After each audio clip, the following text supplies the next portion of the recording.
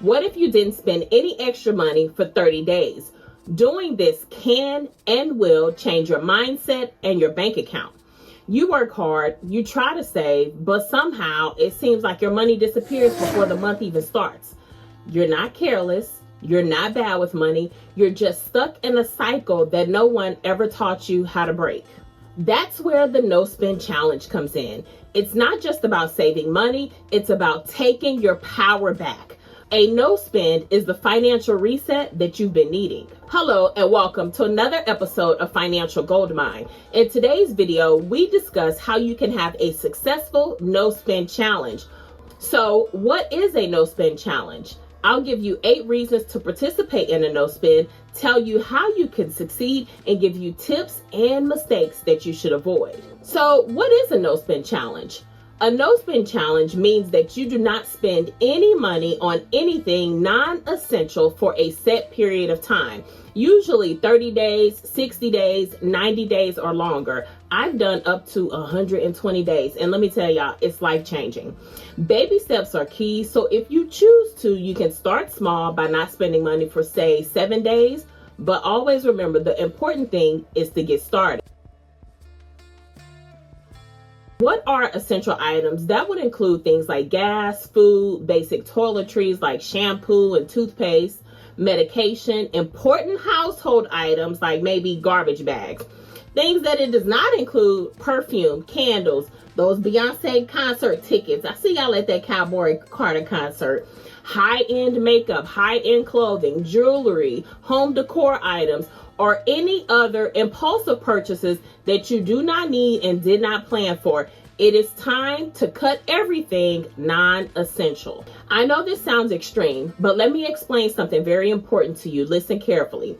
When you repeatedly expose yourself to pleasure-producing stimuli, whether it be sugar, addictive drugs, eating, or shopping, your body will adjust and you will then need more and more to get that boost. And then guess what? You start to need more and more just to feel normal.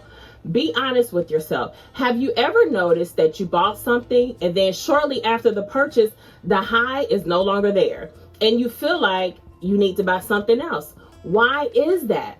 The response in your brain produces a feel-good neurotransmitter called dopamine. Dopamine is made in your brain and acts as a chemical messenger communicating messages between nerve cells in your brain and the rest of your body. Dopamine is what brings on that feeling of pleasure and happiness that you feel after you make a purchase. You're on a high, you're so happy, but it's quickly followed by pain. You come down off that high, and guess what? You then start to chase that high again. When you're in a dopamine deficit state, you're experiencing lower than normal levels of dopamine and will then start to do things like crave a more intense shopping experience so that you experience that same feeling again. You will seek shopping as a way to cope with negative emotions like boredom, anxiety, stress. Please understand that this feeling is temporary, and anything that you're going through will only worsen the underlying issues. Should I do a full video on this topic? Because y'all, I'm ready to go in. Comment and let me know. So what are the 8 reasons to participate in a no spend challenge? 1, it will help you understand your spending triggers.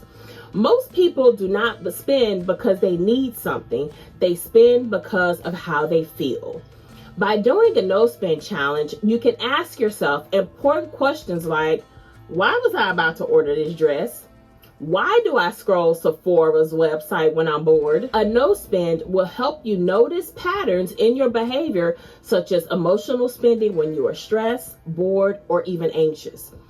It will help you point out habit spending, like that routine coffee run in the morning, weekend shopping, weekly Target hauls, monthly perfume purchases. Another major trigger that it will help you with is FOMO. We all know all too much about that. Fear of missing out. When it comes to shopping, FOMO is a feeling of anxiety or unease that consumers experience when they believe that they might miss out on a desirable product, an experience, or the deal of a lifetime, that big 50% off that they never have.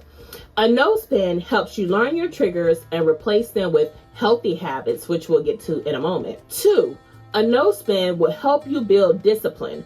With the no spend, you are not denying yourself forever, but it is all about delayed gratification and making intentional choices. When you can go 7 days, 30 days, 60 days, or 90 days or longer without unnecessary spending, you prove to yourself that you are disciplined and in control of your finances. If you do not take control of your finances, trust me, retailers will take control of them for you. You will always wonder where your money went. The harder you work at it, the stronger you will become. And guess what happens? That confidence will then spin into other areas of finances. And then you'll notice you're sticking to your budget. You're saying no to credit card debt. You're being more intentional with your time versus scrolling aimlessly on websites that don't want nothing but your money. 3, you can save money. You can save hundreds or possibly even thousands of dollars by doing a no spend. The numbers do not lie. How much do you spend monthly on non-essential purchases? Eating out at a nice restaurant can easily run up a bill of $200. Ask me how I know. Checking out your Amazon cart can easily run up a $500 bill. Let's not even get on scams. Ordering from scams can be $800 easily.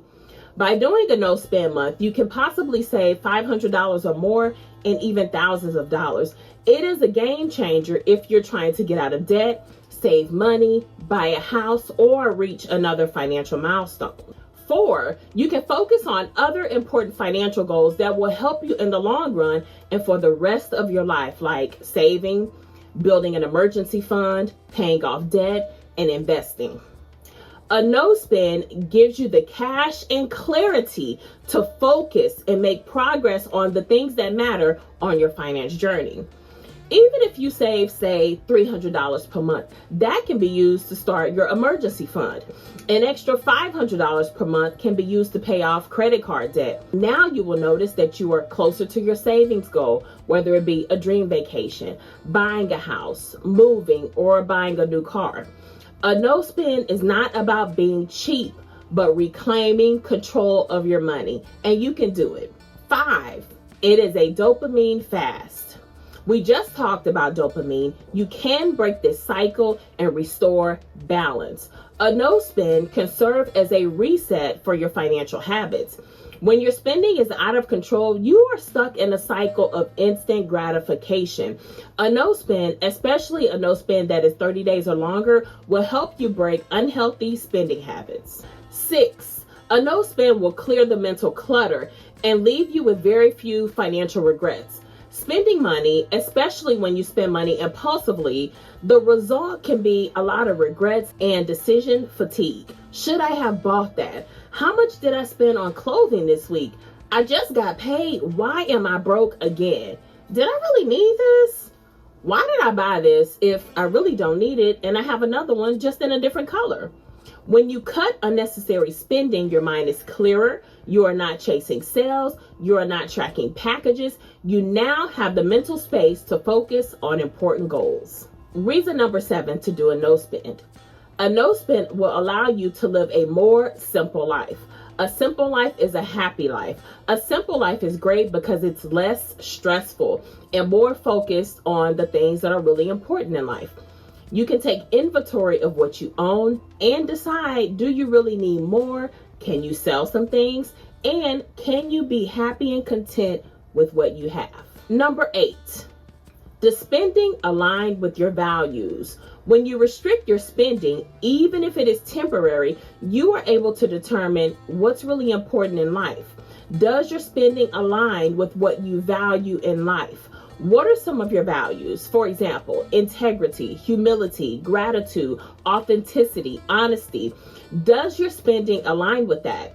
If you value gratitude, it is a feeling of gratefulness and appreciation for the good things in your life, whether big or small. Does your spending align with that? Be honest with yourself. The truth is, if something is not aligned with your values, it will not go well in the long run. So how do you succeed? How do you set yourself up for success? First, you pick the rules. We spoke earlier about what is considered essential, but that can be different for each person. Please make sure to be honest with yourself and be very clear about what is essential versus what is non-essential. Second, set a time frame. It is okay to start small if needed. I usually do 30 days or more, but like I said earlier, I have done 90 and 120. Baby, let me tell you something. That 120 was everything. I came out of that very happy. I was successful. I had more money. And I felt like I didn't need all the things that I wanted prior to that I wasn't even thinking about anymore. Third, it's great to have an accountability partner. Usually, if you tell someone, guess what? They can help you stay on track and you can support each other throughout the no spend challenge and you both can come out on top. All I do is win, win, win no matter what. Some things in life are easier if you work with a team, but remember, regardless of whether you have a partner or not, you can do this. Here are some important tips and mistakes to avoid. Don't be too strict. If you make this too hard, then you're setting yourself up for failure, and we're trying to win. If you run out of body wash, go buy you some body wash. Also, before you even get started, take stock of the essential items that you may run out of and purchase those before the challenge even starts so that you are prepared. Next, remove all temptations. It is time to unsubscribe from emails and texts from retailers. They don't want nothing but your money. Unsubscribe. Tell them to stop texting you. Make sure that you prepare ahead of time and unsubscribe at least a week before the challenge so that when the challenge starts, you're no longer receiving tempting emails.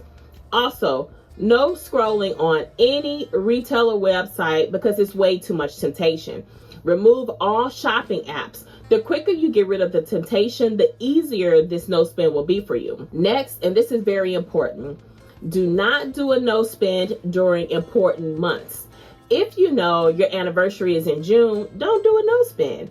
If you have a big event or a vacation coming up, this is not the time for a no spend. For me, the best months to do a no spend have been April, July, August, and October.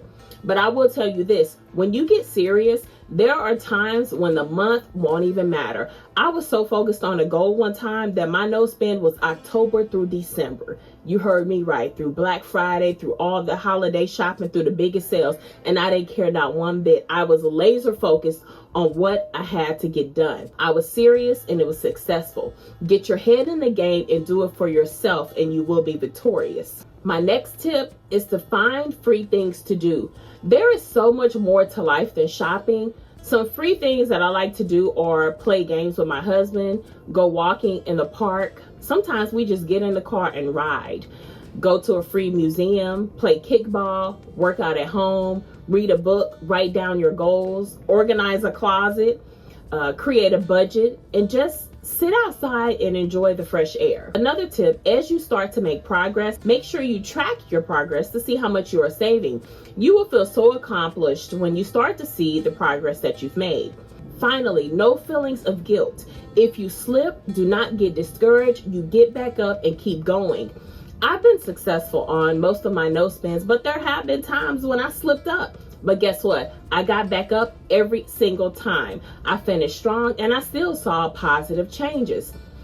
Finally, after you complete your no spend, make sure you review what worked and what you want to do different next time.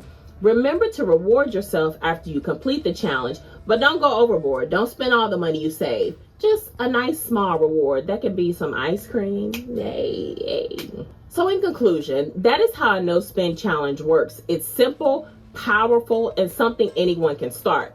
The goal isn't to just stop spending, it's to reset your habits, reconnect with your money, and prove to yourself that you can take control of your financial life. Now I want to hear from you. Drop a comment and let me know. What would be the hardest thing for you to give up during your no spend challenge?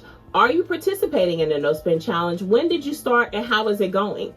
If you found this video helpful, don't forget to like, subscribe, and hit that notification bell to never miss out on more financial education. If you have a topic, ideas, or questions, drop them in the comments below, and I'll gladly help. Thanks for watching, and I'll see you in the next one. Bye.